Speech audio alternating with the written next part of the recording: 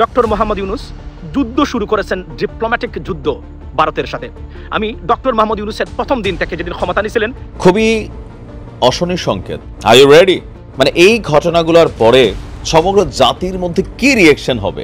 সীমান্তে বিজিবি বিএসএফকে এক বিন্দু ছাড় দিচ্ছে না। বিজিবি যে বিএসএফকে কোনো ধরনের ছাড় দিচ্ছে না, 15 বছরের যে প্র্যাকটিস সেখান থেকে পুরোপুরি বিপরীত অবস্থান এসেছে এবং প্রতিনিয়ত ভারতীয় সীমান্তরক্ষী বাহিনী বিএসএফ বিজিবির কাছে কোণঠাসা হচ্ছে। সে ব্যাপারটাকে তারা কিভাবে দেখছে ওই জায়গাটা আমরা একটু দেখার চেষ্টা করব।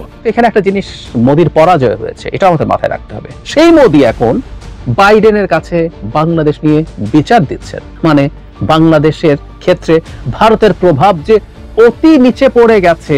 বাংলাদেশ প্রসঙ্গে অভিযোগ করতে গিয়ে নরেন্দ্র মোদীকে একেবারে বোল্ড আউট করে দিলেন মার্কিন প্রেসিডেন্ট জো বাইডেন। অবশেষে গুলশান থেকে গ্রেফতার হয়েছেন সাবেক তথ্য ও সম্প্রচার প্রতিমন্ত্রী মোহাম্মদ আলী আরাফাত। সাবেক তথ্য ও সম্প্রচার প্রতিমন্ত্রী মোহাম্মদ আলী আরাফাত আটক হয়েছেন। মঙ্গলবার রাজধানীর গুলশান থেকে তাকে আটক করে ডিবি পুলিশ। এই মানুষগুলো আটক হওয়াটা আমাদের অনেকের কাছে খুবই গুরুত্বপূর্ণ ডিমান্ড ছিল এবং সেটা হচ্ছে। প্রশ্ন অনিবার্যভাবেই আসবে, এদেরকে আমরা ঠিক কিভাবে দেখব, তাদের প্রতি আমাদের দৃষ্টিভঙ্গি কি হবে, আমরা তাদেরকে কি করব। সঠিক সময়ে বিএনপি ঐতিহাসিক 3টি সিদ্ধান্ত নিয়েছে। এই 3টি সিদ্ধান্ত বাংলাদেশের রাজনীতিতে আমরা যে নতুন একটা রাজনৈতিক বন্দোবস্ত চাই, আমরা যে রাষ্ট্র সংস্কার করতে চাই, আমরা একটা নতুন রাজনৈতিক সংস্কৃতি চাই, এই জন্য এটা জরুরি। বিএনপিকে ধন্যবাদ জানাই। আসসালামু আলাইকুম দর্শক, গুরুত্বপূর্ণ একটি নিউজে আপনাদের সকলকে স্বাগতম। দর্শক, বর্তমান বাংলাদেশের পরিস্থিতি বিশ্লেষণ করে আপনাদের সামনে বেশ কিছু গুরুত্বপূর্ণ ভিডিও ফুটেজ নিয়ে হাজির হয়েছি। এমনকি দর্শক, আমি আশা করছি আপনারা সেটা ভিডিও শুরুটা দেখেই বুঝতে পেরেছেন। তাই বলবো দর্শক, যারা ভিডিওটি অন করেছেন তারা অবশ্যই নিউজটি না টেনে সম্পূর্ণ মনোযোগ সহকারে দেখবেন, তাহলেই মূল রহস্যগুলো বা আসল ঘটনাগুলো বুঝতে পারবেন। তো প্রিয় দর্শক, আমি আর বেশি কথা বাড়াবো না। আমি ভিডিও শুরুতে আপনাদের যে ভিডিওগুলোর অংশবিশেষ দেখিয়ে শুরু করেছিলাম, সেই ভিডিওগুলোর বিস্তারিত আলোচনা দেখাবো। তবে তার আগে বলি, যারা এখনও চ্যানেলটি সাবস্ক্রাইব করেননি সকলে চ্যানেলটি সাবস্ক্রাইব করে পাশে থাকা বেল আইকনটি বাজিয়ে দিবেন।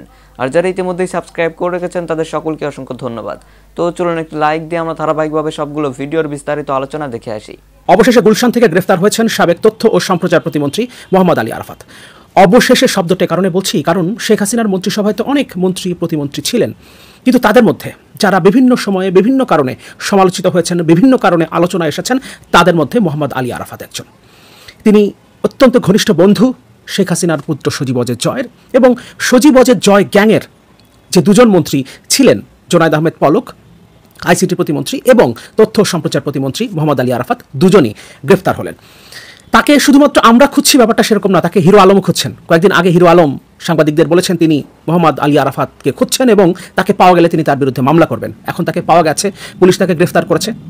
অবশ্যই হিরো আলম সম্ভবত তার বিরুদ্ধে এখন মামলা করবেন, কারণ আমাদের মনে থাকবার কথা 2023 সালের উপনির্বাচনে, ঢাকা 17 আসনের উপনির্বাচনে হিরো আলমের প্রতিদ্বন্দ্বী ছিলেন মোহাম্মদ আলী আরাফাত, এবং সে সময় নির্বাচনের দিন যেভাবে আক্রমণ করা হয়েছিল হিরো আলমের ওপরে এবং তাকে পেটানো হয়েছিল, রক্তাক্ত করা হয়েছিল, তিনি যে দৌড়ে পালাচ্ছিলেন সেই ছবিটা নিশ্চয়ই আমাদের সামনে এখনও স্পষ্ট। এবং সেটার কথা স্মরণ করে দিয়ে তিনি বলেছেন সেই নির্বাচনে হিরো আলম জিতেছিলেন, কিন্তু তাকে জোর করে হারানো হয়েছিল এবং সেদিন মোহাম্মদ আলী আরাফাতের সমর্থকরা তাকে পিটিয়েছিলেন। এ কারণে তিনি এখন তাকে খুঁজছেন। যাই হোক, আরাফাতের গ্রেফতারের খবরের লিঙ্কটা আমাকে প্রথম পাঠিয়েছে মাহমুদুর রহমান মান্নার গাড়ি চালক মোতালেব ভাই। মোতালেব ভাই বুঝতে পেরেছেন যে এই মানুষটা গ্রেফতার হওয়ার ব্যাপার নিয়ে আমার আগ্রহ আছে। এ কারণে তিনি আরাফাত গ্রেফতার হওয়ার সাথে সাথে যখন খবরটা পেয়েছেন তখন তিনি লিঙ্কটা আমাকে পাঠিয়েছেন। এরকম আমার মতো নিশ্চয়ই আমাদের অনেকেরই আগ্রহ ছিল আরাফাত কোথায় আছে, আরাফাত পালিয়ে যেতে পেরেছে কিনা, দেশ থেকে পালিয়ে যেতে পেরেছে কিনা, কিংবা তিনি কবে গ্রেফতার হন। এবং এতদিন পরে এসে তিনি গ্রেফতার হলেন। তবে 14ই আগস্টের পর থেকে সামাজিক যোগাযোগ মাধ্যমে একটা খবর ছড়িয়ে পড়েছিল তিনি ফ্রান্সের দূতাবাসে আশ্রয় নিয়েছেন। তবে ফ্রান্স দূতাবাসের পক্ষ থেকে সাথে সাথে বিষয়টি নাকচ করা হয় এবং তারা জানিয়েছিল মোহাম্মদ আলী আরাফাতকে তারা আশ্রয় দেয়নি। এই লোকের অপকর্মের তো শেষ নেই। আওয়ামী লীগের যে প্রোপাগান্ডা মেশিন কাজ করত সেটা মূলত নিয়ন্ত্রণ করতেন মোহাম্মদ আলী আরাফাত, এবং শেখ হাসিনার পুত্র সজীব ওয়াজেদ জয়ের অত্যন্ত ঘনিষ্ঠ বন্ধু হিসেবে পরিচিত হওয়ায় তাকে নিয়ে কখনো কোথাও কোনো প্রশ্ন উত্থাপিত হতো না এবং তিনি যাচ্ছে তাই করতে পারতেন।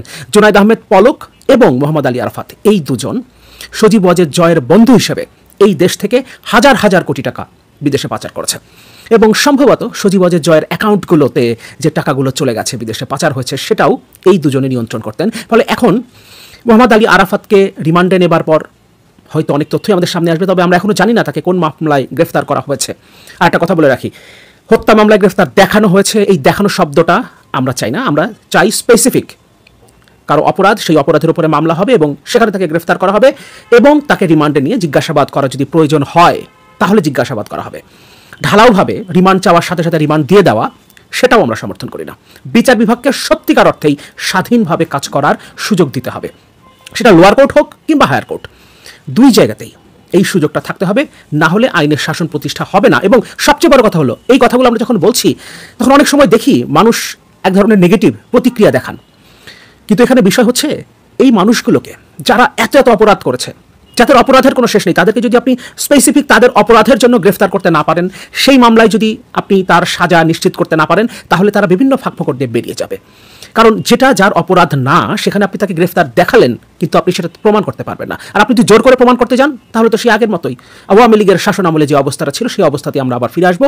দেশে আইনের শাসন প্রতিষ্ঠিত হবে না এবং বিচার বিভাগকে আমরা স্বাধীন বলতে পারবো না। আন্তর্জাতিক বিশ্বে আবারও প্রশ্নের সম্মুখীন হতে হবে এই সরকারকে, কিংবা এরপরে যে সরকারই আসুক না কেন। কিন্তু আমরা সেটা চাই না। আমরা শেখ হাসিনার 15 বছরের দুঃশাসনে ফিরে যেতে চাই না, এবং সেটার ছিটে ফোটাও আমাদের নতুন বাংলাদেশে আমরা চাই না। এ কারণেই তাদের সত্যিকারের যে অভিযোগ তাদের বিরুদ্ধে, সেই অভিযোগে তাদেরকে অভিযুক্ত করে সেই মামলায় তাদেরকে গ্রেফতার করতে হবে এবং তারপর তাদের বিচারটা এগিয়ে নিয়ে যেতে হবে।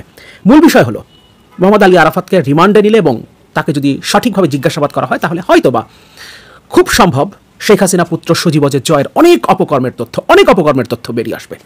এবং সেক্ষেত্রে জোনায়েদ আহমেদ পলক এবং মোহাম্মদ আলী আরাফাতকে যদি সামনাসামনি জিজ্ঞাসাবাদ করা হয়, তাহলে হয়তোবা তাদের দুজনেরও নানান অপকর্ম চলে আসবে তাদের কথার মধ্য দিয়ে। জনাব হাসানুল হক ইনু আটক হয়েছেন গতকাল। এর আগে জনাব রাশেদ খান মেননও আটক হয়েছিলেন। এই মানুষগুলো আটক হওয়াটা আমাদের অনেকের কাছে খুবই গুরুত্বপূর্ণ ডিমান্ড ছিল, এবং সেটা হচ্ছে। প্রশ্ন অনিবার্যভাবেই আসবে, এদেরকে আমরা ঠিক কিভাবে দেখব, তাদের প্রতি আমাদের দৃষ্টিভঙ্গি কি হবে, আমরা তাদেরকে নিয়ে কি করবো, টু বি স্পেসিফিক। একটা কথা শুরুতে বলে নেওয়া ভালো যে আওয়ামী সরকারের সাথে যারা থেকে বিভিন্ন পদে ছিল, এটা এমপি হোক মন্ত্রী হোক, জনাব ইনু জনাব মেনন দুজনই মন্ত্রী ছিলেন, এমপি তো ছিলেনই তথাকথিত। এসব এমপিকে আমরা এমপি আসলে সরাসরি বলাটাই ঠিক না। তারা মন্ত্রী যেহেতু ছিলেন, তাদের প্রচুর দুর্নীতির স্কোপ তারা পেয়েছেন এবং করেছেন। আমরা এই ধরনের তথ্য দেখেছি। সুতরাং আমরা খুঁজলে তাদের বিরুদ্ধে ফিনান্সিয়াল দুর্নীতি, যেগুলো ফৌজদারি অপরাধ, সেটাকে ভিত্তি করে তাদের বিরুদ্ধে আমরা বিচার করতে পারি, কোনো সন্দেহ নাই, সেটা হতে পারে। কিন্তু এর চাইতেও গুরুত্বপূর্ণ কিছু বিষয় আছে। আমার মনে হয় এই রিলেটেড একটা চিন্তা অন্তর্বর্তীকালীন সরকার বা ভবিষ্যতের কোনো গণতান্ত্রিক সরকারের ভাবা উচিত হবে। মানে জনাব ইনু এবং জনাব রাশেদ খান মেননের বা 14 দলে আরো যারা যারা আছেন, তাদের মূল সমস্যার জায়গাটা কোনটা? এটা শুধু রাজনৈতিক দল না, আরো মানুষ এর মধ্যে ইনক্লুডেড হতে পারে। আমি আসবো সেই জায়গায়। এদের অপরাধটা এই না যে তারা ক্ষমতায় যেতে চান। ক্ষমতায় আসলে একটা রাজনৈতিক দলের উদ্দেশ্য বা প্রধান কাজই হচ্ছে ক্ষমতায় যাওয়া। আমরা যখন রাজনৈতিক দল তৈরি করি, আমাদের মাথায় মূল স্বপ্ন, মূল ইচ্ছা থাকে আমরা ক্ষমতায় যাব, ক্ষমতায় গিয়ে আমি আমার মতো করে দেশটাকে চালাতে চাই। এই তো রাজনীতি। সুতরাং ক্ষমতায় যেতে চায় কোনো সমস্যা নাই, তার জন্য জোট করায় কোনো সমস্যা নাই, তার জন্য নির্বাচন করায়ও কোনো সমস্যা নেই। সে কারণে 2008 সালে যখন এরা একত্রিত হয়ে আওয়ামী লীগের সাথে জোট করে নির্বাচন করেছিলাম, সেটাকে ছাড় দিচ্ছি, কোনো অসুবিধা নেই। যদিও সেই নির্বাচন নিয়ে কেউ কেউ বলেন, আমরা আশা করি এখনকার স্বাধীন বাংলাদেশে সেই ভ্যালিড কোনো প্রমাণ যদি থাকে 8 নির্বাচন নিয়েও সেটা সামনে আসা উচিত। যাই হোক, মোটা দাগেও অ্যাকসেপ্টেড নির্বাচনে তারা গেছে এবং পরবর্তীতে তারা যখন এমপি মন্ত্রী হয়েছে, আমরা এটাকে কোনো সমস্যার কারণ হিসেবে দেখি না। কিন্তু পরবর্তীতে তারা যে কাজটা করেছেন, এটাকে খুব বড় একটা ক্রাইম বলে আমি মনে করি। ফিনান্সিয়াল যে ক্রাইম তাদের আছে, তার চাইতে আরো অনেক বড়। সেটা হচ্ছে এই দেশের গণতান্ত্রিক ব্যবস্থাটাকে ভেঙে ফেলা, এটাকে একটা সন্ত্রাসী মাফিয়া স্টেটে পরিণত করার ক্ষেত্রে আওয়ামী লীগের গুরুত্বপূর্ণ সহযোগী হিসেবে এই ইনু মেননরা কাজ করেছেন। এটাই তাদের সবচেয়ে বড় ক্রাইম বলে আমি মনে করি, সিরিয়াস ক্রাইম। যেমন ধরুন 2014 সালে বিএনপি নির্বাচনে আসেনি, একতরফা একটা নির্বাচন হলো। কেউ বলতে পারে তর্কের খাতিরে, আমরা অনেক আলোচনা করেছি 2014 নির্বাচনও সংবিধানের স্পিরিটের সাথে সাংঘর্ষিক, ওটাও অবৈধ নির্বাচন। কিন্তু 2018 সালে রাতে যে সিলমারার ভোট হয়েছিল, সেই ভোটে তো এই দুজন নির্বাচিত হয়েছেন। আমাদের ভবিষ্যতে এইভাবে এই নির্বাচনগুলোতে কারা পার্টিসিপেট করেছেন, কারা তথাকথিতভাবে নির্বাচিত হয়েছেন, তাদেরকে নিয়ে কিন্তু আমাদের আলাপ আনতে হবে, কোনো সন্দেহ নেই। সো এগুলোতে ছিলেন এবং তারা ক্রমাগত কথা বলে গেছেন একটা সন্ত্রাসী অবৈধ মাফিয়া সরকারের পক্ষে। তার মানে বাংলাদেশের গণতান্ত্রিক ব্যবস্থা নষ্ট হওয়ার মাধ্যমে যে আমাদের প্রতিটা ইনস্টিটিউট নষ্ট হয়ে গেছে, আমাদের জুডিশিয়ারি নাই, আমাদের লেজিসলেচার নাই, আমাদের নির্বাচন কমিশন নাই, আমাদের দুর্নীতি দমন কমিশন নেই, আমাদের পুলিশ, মানে যেগুলো সরাসরি সাথে জড়িত সরকারের প্রশাসন, পুলিশ সরিয়েই রাখি, একেবারে কনস্টিটিউশনাল বা সংবিধিবদ্ধ যেসব কমিশন বা প্রতিষ্ঠান সবকিছু শেষ করে দিয়েছে। এবং এই শেষ করার সাথে খুব জোর গলায় জনাব ইনু মেননরা ছিলেন। এর মধ্যে আমি যদি আরেকজনকে বেছেও নিতে হয়, একজনকে বেছে নিতে হয়, সেটা জনাব ইনু। জনাব ইনু শুধুমাত্র এই রেজিমকে সমর্থন করেছেন তা না, তিনি বিএনপির মতো একটা বাংলাদেশের সবচেয়ে বড় গণতান্ত্রিক দলটাকে এলিমিনেট করে দিতে চেয়েছেন। ওটা থাকতে পারবে না বাংলাদেশে, এইরকম আলাপ তোলার চেষ্টা করেছেন। কেউ কিছু বিরোধী কথা বললে তাকে জামাত ট্যাগ দেওয়ার চেষ্টা করেছেন এবং ধ্বংস করে দেওয়ার, মানে মূল সমস্যার জায়গা যেটি ছিল, সবাইকে ধ্বংস করে ফেলবেন। শেখ হাসিনা যা যা চাইতো সেটাই আপনি চেয়েছেন, করেছেন। আমি এটা নিয়ে হয়তো বিশদভাবে কথা বলবো, কিন্তু আজকে একটু ইঙ্গিত দিয়ে রাখা দরকার, সেটা হলো আমাদের একটা নতুন আইন হওয়া দরকার আছে কিনা, যেটার মাধ্যমে আমরা আসলে এই অপরাধগুলোর বিচার করব, যেখানে আপনি আসলে একটা মাফিয়াকে কোলাবোরেট করেছেন। মানে আওয়ামী সরকারের পক্ষে থাকা মানে কোনো একটা সরকারের পক্ষে থেকে গণতান্ত্রিক কথা বলা না। সুতরাং যে তথাকথিত সুশীল তাদেরকে ডিফেন্ড করে কথা বলেছে, যে সাংবাদিক, আমরা সাংবাদিক নামে বহু মানুষজনকে আমাদের চারপাশে দেখেছি যাদের কাজই ছিল এই সন্ত্রাসী, এই অপরাধী, এই ক্রিমিনাল মাফিয়াদের পক্ষে দাঁড়িয়ে কথা বলা। এই রকম মানুষের বিচার যেখানে করা যেতে পারে কোলাবোরেটর হিসাবে, মাফিয়ার কোলাবোরেটর এভাবে হতে পারে। আর ইনুমেনন্না তো সরাসরি সেই জায়গাতে ছিলেন, এমনকি যারা কোলাবোরেট করেছেন। যদি বাংলাদেশে গণতান্ত্রিক ব্যবস্থা থাকতো, আওয়ামী লীগ যদি ক্ষমতায় থাকতো, গণতান্ত্রিকভাবে তার পক্ষে দাঁড়িয়ে কেউ যদি ব্যাটিং করতে চাইতো, তাকে নিয়ে আমরা সমালোচনা করতাম। তার খারাপ কাজকেও যদি তারা লেজিটিমাইজ করতে চাইতো, সেটাকে আমরা সমালোচনা করতাম, সেটাকে আমরা বয়ান দিয়েই কমব্যাট করার চেষ্টা করতাম। কিন্তু এই মাফিয়াকে ক্ষমতায় থাকার জন্য, মাফিয়াকে ক্ষমতায় রাখার জন্য যারা এভাবে কাজ করেছে, এগুলোকে ক্রিমিনাল অফেন্স হিসেবে দেখার অবকাশ নিশ্চয়ই আছে। আমাদের এই মুহূর্তে আমার জানা মতে এরকম কোনো আইন নাই। এরকম একটা আইন হওয়া দরকার। যারা যারা কাজ করেছেন, 18 সালে যারা রাতের ভোট করিয়েছেন, সেসব ডিসিএসপি বা অন্যান্য পজিশনে যারা কাজ করেছে, তাদের বিচার হবে না? এই প্রত্যেকটা এই রকম একটা গণতান্ত্রিক ব্যবস্থা ধ্বংস করে ফেলার জন্য ঠিক এভাবে বিচারের ক্ষেত্রে বা অন্যান্য ক্ষেত্রে আমাদের যেসব বিচারক বা অন্যান্যরা যারা যা যা করেছেন, সেরকম একটা কিছু করা দরকার হবে বলে আমার মনে হয়। বিস্তারিত এটা নিয়ে কথা বলবো, কারণ এই মানুষগুলোকে যদি আমরা শুধুমাত্র মত প্রকাশ বা এরকম কথার ক্ষেত্রে ছেড়ে দেই, সেটা অন্যায় হয়। আর জনাব ইনুমেনন্দের তো বিচার আসলে হওয়া উচিত জরুরি ভিত্তিতে, কারণ তারা স্পষ্টভাবে একটা মাফিয়া সরকারের অংশ হয়েছেন, ক্ষমতায় থেকেছেন, ক্ষমতার স্বাদ নিয়েছেন এবং ক্ষমতায় রাখার জন্য সমানে চেঁচামেচি করেছেন, অন্যদেরকে ধ্বংস করার চেষ্টা করছেন। এগুলো প্রত্যেকটা অন্যান্য করাপশনের চেয়ে আরো অনেক বেশি ভয়ঙ্কর অপরাধ। বাংলাদেশ প্রসঙ্গে অভিযোগ করতে গিয়ে নরেন্দ্র মোদীকে একেবারে বোল্ড আউট করে দিলেন মার্কিন প্রেসিডেন্ট জো বাইডেন, এমনটা আমরা বলতেই পারি। তার কারণ আমরা জানি যে সোমবার নরেন্দ্র মোদী এবং জো বাইডেনের মধ্যে একটি ফোন আলাপ হয়েছে। সেই আলাপের মাঝে নরেন্দ্র মোদী নিজে বাংলাদেশ প্রসঙ্গটি এনেছিলেন, বাংলাদেশের বিষয়ে অভিযোগ করেছেন, এটি আপনারা সবাই জেনেছেন। তা নিয়ে নরেন্দ্র মোদী নিজে যেমন এত আন্তর্জাতিক নানান বিষয় আলোচনার পরেও বাংলাদেশ প্রসঙ্গ নিয়ে তিনি নিজে তার এক্স হ্যান্ডেলে টুইট করেছেন। একই সঙ্গে ভারতের বিভিন্ন গণমাধ্যমে এ নিয়ে ঝড় বইছে, বাংলাদেশেও বিভিন্ন গণমাধ্যমে এ নিয়ে নানান ধরনের বিশ্লেষণ আলোচনা চলছে। ভারতের প্রতিটি গণমাধ্যম, প্রভাবশালী থেকে শুরু করে একেবারে ছোটখাটো সব গণমাধ্যমে বেশ ফলাও করে লিড আকারে প্রচার হয়েছে বাংলাদেশ প্রসঙ্গে নরেন্দ্র মোদী এবং মার্কিন প্রেসিডেন্ট জো বাইডেনের মধ্যে আলোচনার বিষয়টি। কিন্তু হোয়াইট হাউস থেকে যে বিবৃতিটি প্রচার করা হয়েছে এই ফোন আলাপকে কেন্দ্র করে, সেখানে বাংলাদেশ বিষয়ে ন্যূনতম কোনো কথাবার্তা নেই, ন্যূনতম কোনো ইঙ্গিত নেই যে এ ধরনের কোনো আলোচনা হয়েছে। তাহলে কি আলোচনা হয়নি? অবশ্যই আলোচনা হয়েছে, তবে বিশেষ কারণে খুব স্বাভাবিকভাবেই এই বিষয়টি একেবারে উড়িয়ে দিয়েছে নরেন্দ্র মোদী যে বিষয়ে অভিযোগ করেছে। কি বিষয়ে অভিযোগ করেছিল আপনারা জানেন, এর আগে আমি নিজেও বলেছি, অনেকেই বলেছেন যে বাংলাদেশের সংখ্যালঘু নির্যাতন হচ্ছে এবং পাশাপাশি বাংলাদেশে যে আইন শৃঙ্খলার বর্তমান পরিস্থিতি তা খুব স্বাভাবিক হয়ে উঠবে দ্রুতই। এই বিষয়ে আশাবাদ ব্যক্ত করা হয়েছে নরেন্দ্র মোদীর পক্ষ থেকে। তিনি তার দৃষ্টি আকর্ষণ করতে চেয়েছেন বাংলাদেশ অস্থিতিশীল হয়ে উঠছে বা কেউ বা কারা ষড়যন্ত্র করছে শেখ হাসিনা সরকার নিয়ে, ইত্যাদি ইত্যাদি নানান ধরনের ইঙ্গিত থাকতে পারে। কিন্তু হোয়াইট হাউসে কেন এর কিছুই উল্লেখ করা হলো না? কারণ তো নিশ্চয়ই আছে, আমার ব্যাখ্যাটি আমি পরে জানাচ্ছি। হোয়াইট হাউসের যে বিবৃতি, সেখানে যদি বলা হচ্ছে তা যদি আমরা হুবহু তুলে ধরি, তা হচ্ছে এমন: প্রেসিডেন্ট জো বাইডেন আজ ভারতের প্রধানমন্ত্রী নরেন্দ্র মোদীর সাথে কথা বলেছেন।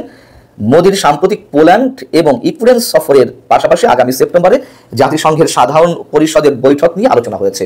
পোল্যান্ড এবং ইউক্রেনের তার ঐতিহাসিক সফর ও জ্বালানি সেক্টর সহ ইউক্রেনের জন্য শান্তি ও চলমান মানবিক সহায়তার বার্তা দেওয়ায় প্রেসিডেন্ট বাইডেন মোদীর প্রশংসা করেছেন। আর কি বলা হচ্ছে? বলা হয়েছে নেতৃবৃন্দ জাতিসংঘ সনদের ভিত্তিতে আন্তর্জাতিক আইন অনুযায়ী সংঘাতের শান্তিপূর্ণ সমাধানের জন্য তাদের অব্যাহত সমর্থনের প্রতিশ্রুতি দেন। এছাড়া উভয় নেতা ইন্দো প্যাসিফিক অঞ্চলে শান্তি ও সমৃদ্ধিতে অবদান রাখতে কোয়াডের মতো আঞ্চলিক গোষ্ঠীর মাধ্যমে একসাথে কাজ করার জন্য তাদের অব্যাহত প্রতিশ্রুতির উপর জোর দিয়েছেন। এখন বিষয় হচ্ছে, কেন বাংলাদেশ প্রসঙ্গে ন্যূনতম কোনো শব্দ হোয়াইট হাউসের বিবৃতিতে উঠে এলো না? খুব স্বাভাবিক। তার কারণ হচ্ছে, যেটি প্রথমে বলছিলাম যে একেবারে কোনো পাত্তাই দেয়নি। যেটি বলেছে সংখ্যালঘু নির্যাতনের বিষয়টি, সেটি যে একেবারে অপপ্রচার তা আন্তর্জাতিক বিভিন্ন গণমাধ্যমে উঠে এসেছে। এটি নিয়ে তো মার্কিন প্রশাসনও নিশ্চয়ই কাজ করছে। জাতিসংঘের যে বিশেষ দল এসেছে ছাত্র আন্দোলনকে কেন্দ্র করে বা গণঅভ্যুত্থান কেন্দ্র করে যারা নিহত হয়েছেন, তাদের বিষয় তদন্তের জন্য বাংলাদেশ সরকারকে, অন্তর্বর্তীকালীন সরকারের সহযোগিতার জন্য এসেছে। কিন্তু কোথাও সংখ্যালঘু নির্যাতনের বিষয়টি অন্য আর কোনো গণমাধ্যমে উঠে আসেনি, যেটি ভারতের বিভিন্ন গণমাধ্যম সহ সামাজিক যোগাযোগ মাধ্যমে অপপ্রচার চলছিল। অতএব সেই বিষয়টি হোয়াইট হাউস তার বিবৃতিতে আনার প্রয়োজন মনে করেনি। আর সবচেয়ে বড় যে কারণ, যে কেন ভারতের এই কথায় এই মুহূর্তে যুক্তরাষ্ট্র সাড়া দেবে, গুরুত্ব দেবে, দেওয়ার কোনো কারণ নেই। নরেন্দ্র মোদী বিশেষ উদ্দেশ্যে এই কথাগুলো বলেছেন। বাইডেনের মতন বিচক্ষণ রাজনীতিবিদদের তো এটি বুঝতে সমস্যা হয় না। তারা যে বার্তাটি দিয়েছিল 7 জানুয়ারি নির্বাচনের আগে, যে আওয়ামী লীগ না থাকলে এই অঞ্চলে স্থিতিশীলতা নষ্ট হবে এবং যে কোনো মূল্যে হাসিনার সরকারকে প্রয়োজন, এগুলো তো সব জানে বাইডেন প্রশাসন। সেই কথাগুলো শেখ হাসিনা পালিয়ে যাওয়ার পরে ভারত যে একেবারে কোণঠাসা হয়ে পড়েছে, এই অঞ্চলে দক্ষিণ এশিয়ার বিভিন্ন দেশ তার একে একে কবজার বাইরে চলে যাচ্ছে, সর্বশেষ ছিল বাংলাদেশ, সেটিও ভারতের নিয়ন্ত্রণের বাইরে চলে গেছে। এই হিসাব নিকাশ কি যুক্তরাষ্ট্রের নেই? এবং যুক্তরাষ্ট্র তার ইন্দো প্যাসিফিক স্ট্র্যাটেজি, তার কৌশলকে এগিয়ে নিয়ে যাওয়ার জন্য ভারতকে পাশে চেয়েছিল, এখনো হয়তো তাদের কূটনৈতিক তৎপরতার মাধ্যমে পাশে চাইছে বা প্রত্যাশা করতেই পারে। কিন্তু যুক্তরাষ্ট্র তো বুঝে গেছে যে তাদের চাওয়াকে ভারত প্রাধান্য দেয়নি এবং নির্বাচনকে কেন্দ্র করে যুক্তরাষ্ট্র যেমনটা চাইছিল সেটি তো আমরা সবাই জানি, তার তুমুল বিরোধিতা করেছিল ভারত। এখন ভারত আবার কি চাইছে, শেখ হাসিনাকে ফিরিয়ে আনতে বা আওয়ামী লীগকে ফিরিয়ে আনতে কি উদ্দেশ্যে তারা এই তৎপরতাগুলো চালাচ্ছে, এগুলো তো তাদের খুব ভালো জানাই আছে। যেখানে নরেন্দ্র মোদী এতটা গুরুত্ব দিয়ে তার দেশ এবং তিনি নিজে প্রচার করলেন, একেবারে ভুলে গেলেন জো বাইডেন, ভুলে গেল হোয়াইট হাউস। ভুলে তো যায়নি, তারা পাশ কাটিয়ে যাচ্ছে খুব স্বাভাবিক, সহজ এবং গভীর দৃষ্টিভঙ্গি থেকে। সহজ বলছে যে আমরা এগুলো সহজে বুঝতে পারি। এত বিষয় এলো এই বিবৃতিতে, বাংলাদেশের প্রসঙ্গ না আসাতে অবশ্যই সেক্ষেত্রে আমরা বলতে পারি যে যে অভিযোগগুলো কানে তোলার চেষ্টা করছিল, এবং নরেন্দ্র মোদী নিজেও তো জানেন যে তার অবস্থাও নড়বড়ে, আঞ্চলিক যে শক্তিগুলো ছিল সেগুলো একে একে তার নিয়ন্ত্রণে বাইরে চলে গেছে, যেমন ঠিক একইভাবে অভ্যন্তরীণভাবে তার যে কোয়ালিশন সরকার, সেটার জন্য আমেরিকাকে দরকার। সো আমেরিকাকে এখন এই মুহূর্তে ভারতকে পাত্তা না দিলেও চলে, নরেন্দ্র মোদীকে গুরুত্ব না দিলেও চলে, এই বিবৃতির মাধ্যমে সেটি স্পষ্ট হয়ে উঠেছে। দর্শক, আমি আশা করছি আপনারা সকলেই অত্যন্ত মনোযোগ সহকারে সবগুলো ভিডিওই দেখেছেন। এমনকি দর্শক, যদি এই ভিডিওগুলো সম্পর্কে আপনাদের কোনো মতামত থেকে থাকে তাহলে তো অবশ্যই জানাবেন। দর্শক, সবসময় জানাবেন আপনি ঠিক কোন জায়গা থেকে আজকের এই নিউজটি দেখেছেন। ভিডিওটি শেষ করছি এখানেই, ফিরছে পরবর্তী নিউজে নতুন কোনো টপিকে। আল্লাহ হাফেজ।